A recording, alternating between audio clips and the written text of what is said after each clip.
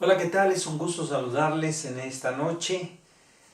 Lamentamos que ayer no nos pudiéramos ver, pero hoy ya estamos de nuevo en las actividades de tiempo con Dios y vamos a hablar de Juan Amacay, el sentido presbiteriano de la vida. Durante esta semana estaremos hablando de este hombre y cómo se vive precisamente la vida en esta religión llamada presbiteriana. Que una de las cosas que él va a iniciar, Juan Amacay, en ese sentido, el sentido presbiteriano de la vida, de Calvino y los calvinistas. Pero vamos ahora para que usted pueda escuchar en este tiempo lo que significa en la iglesia presbiteriana. Oremos. Padre, oramos en el nombre de Jesús porque eres un Dios maravilloso, nos guardas, nos bendices y hoy te pedimos que tú nos uses para honra y gloria de tu nombre. En el nombre de Jesús, oramos por las vivencias que cada uno pasa, por este tiempo de pandemia, por el pronto regreso precisamente de la iglesia a los cultos, en congregándose y que finalmente tienes un propósito durante este tiempo para la propia iglesia y en los que no te conocen. En el nombre de Jesucristo, en ese nombre oramos. Amén. Pues qué gusto que usted hoy nos acompañe. Vamos a hablar del sentido presbiteriano precisamente. Él tiene algunas cosas de lo que hoy, por ejemplo, tienen los nombres de lo que tiene que ver con la iglesia presbiteriana, ¿no? Algunos pueden llamar la iglesia presbiteriana de Irlanda, de Australia, de Corea, de Brasil, de los Estados Unidos. Por ejemplo, aquí nosotros como iglesia presbiteriana nos llamamos Iglesia Nacional Presbiteriana de México. Ese es el nombre AR que tenemos como tal, como iglesia. Y en algunos, por ejemplo, dice Juan Amacay, de iglesias presbiterianas, le han dado, le agregan alguna designación, por ejemplo, le ponen en términos libres, reformada, bíblica, ortodoxa, en sus nombres como tal, ¿no?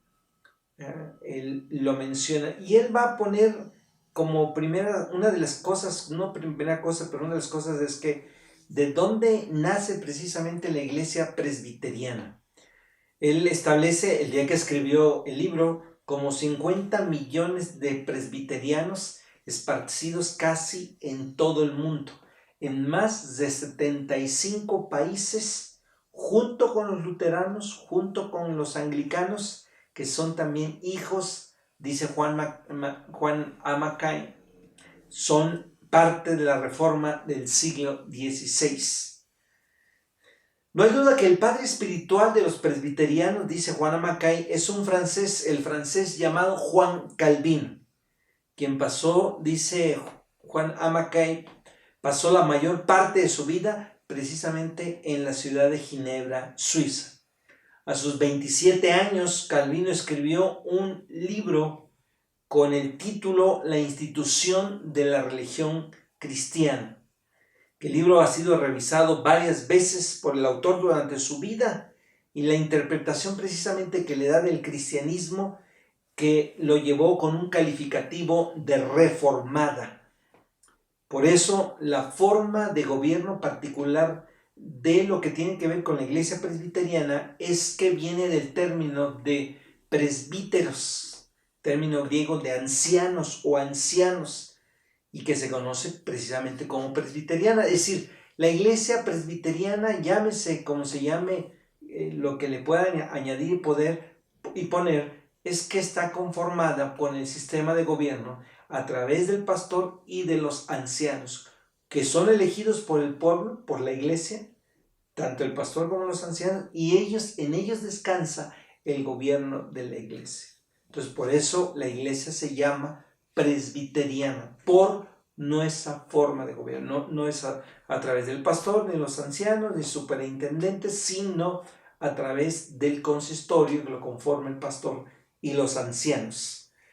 A través de diferentes conferencias, escritos y actividades públicas que tuvo precisamente Juan Calvino ahí en la ciudad de Ginebra, llegó a ser él la figura principal de este movimiento religioso reformado, comparado con aquel gran movimiento en Alemania asociado en el nombre de Martín Lutero, ¿no? En Alemania, Martín Lutero; en Ginebra, Suiza, el francés Juan Calvino.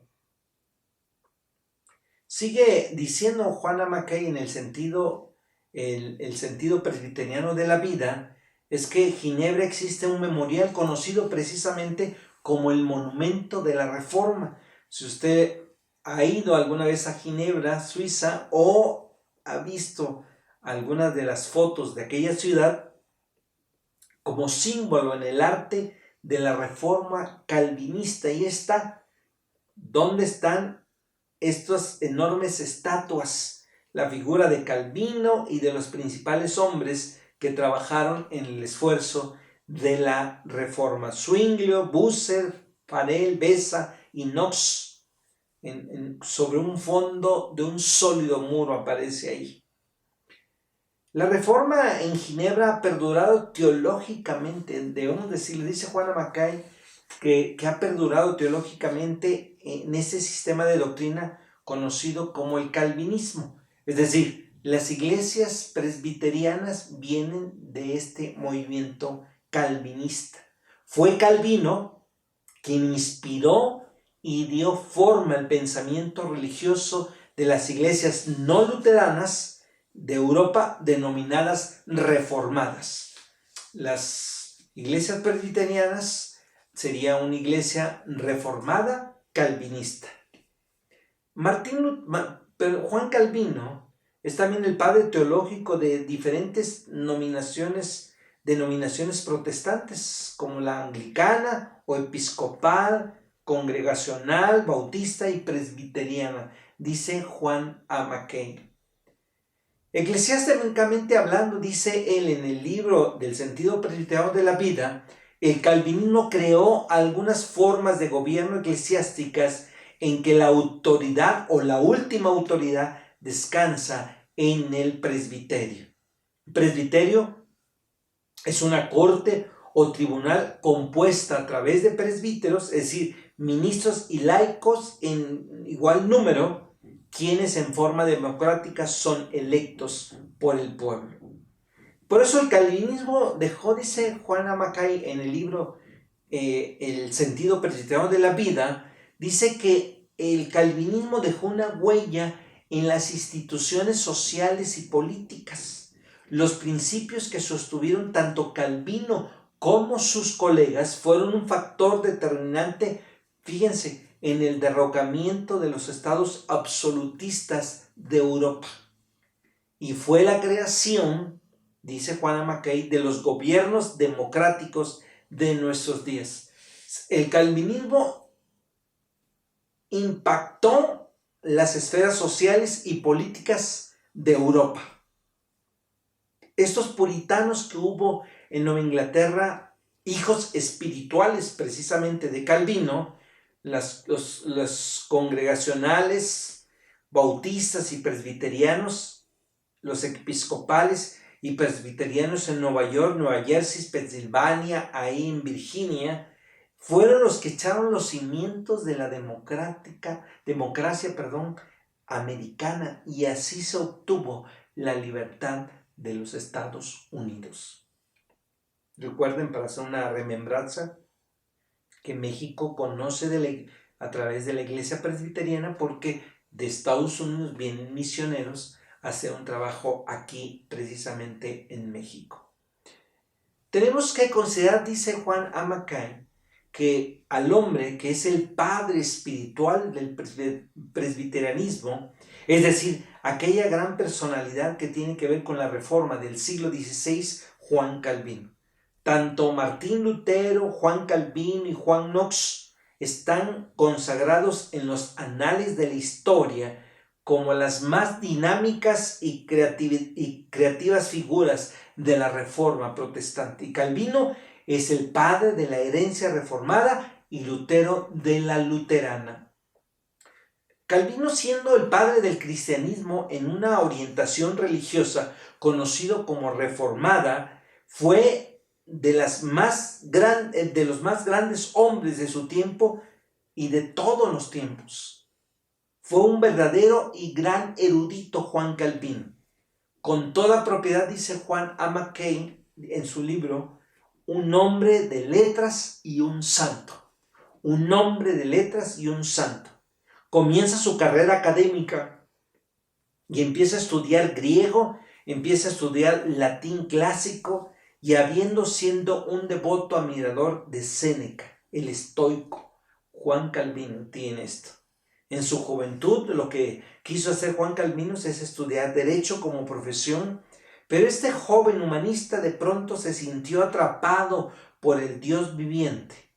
Desde ese momento, Calvino fue un hombre intoxicado de Dios, dice Juan Mackay, en un sentido aún más dinámico y verdadero lo que pudiera decir del filósofo Spinoza.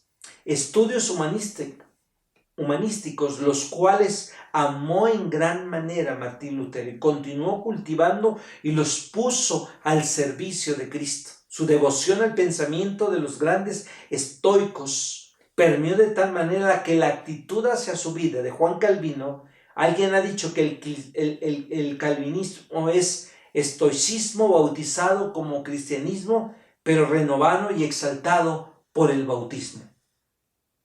Hay algunos hechos significativos y hay unos símbolos precisamente de estos dos hombres del siglo XVI que le dieron al cristianismo su más dinámica interpretación en relación precisamente al orden secular, el francés Juan Calvino y el español Ignacio de Loyola.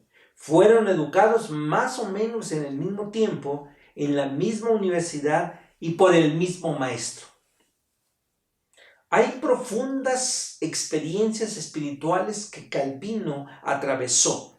Cuando él se sintió atrapado por un Dios soberano, dio a todos sus pensamientos subsecuentes un hondo sentido de lo que tiene que ver con la majestad y soberanía del Altísimo, sintiéndose él mismo impelido a una situación en forma natural que él precisamente hubiera escogido. Su pregunta, y continúa siendo esto en toda su vida él, ¿qué quiere Dios de mí, de la iglesia y de la humanidad? ¿Qué quiere Dios de mí, de su iglesia y de la humanidad? Como pregunta. Un Calvino fue muy poco respecto a su extraordinaria experiencia espiritual, habló muy poco él. Jamás se refirió a ella como aquella subjetividad lírica de parte de Lutero. Sin embargo, hubo un emblema en el arte religioso llamado el emblema de Calvino, la cual describe el espíritu y la naturaleza de su devoción personal. Un emblema que en brazos extendidos hacia arriba, cuya mano tiene fuertemente cesado un corazón en llamas que ofrece a Dios y con las palabras que encierran la interpretación de dicho símbolo: mi corazón te ofrezco a ti, Señor, vehementemente y sinceramente. El corazón verdadero del calvinismo y del presbiterianismo, en sus formas más clásicas, hay una profunda piedad, una experiencia personal de Dios unida a una apasionada devoción a Él. Uno de sus famosos libros de Juan Calvino, el francés, es La institución de la religión cristiana. Déjeme dejarlo aquí, lo veo mañana. Recuerda, mañana a las 11 por radio y a las 6 de la tarde la oración. Oremos. Padre, oramos por aquellos que están viviendo una situación difícil, aquellos que están enfermos, que tú los sanes en el nombre de Jesús. Que en este tiempo que estamos hablando de Juan Mackay y el sentido presbiteriano, nos uses para honra y gloria de tu nombre. En el nombre precioso de Cristo Jesús oramos. Amén. Un gusto saludarte. Te veo el día de mañana, si Dios quiere. Hasta pronto.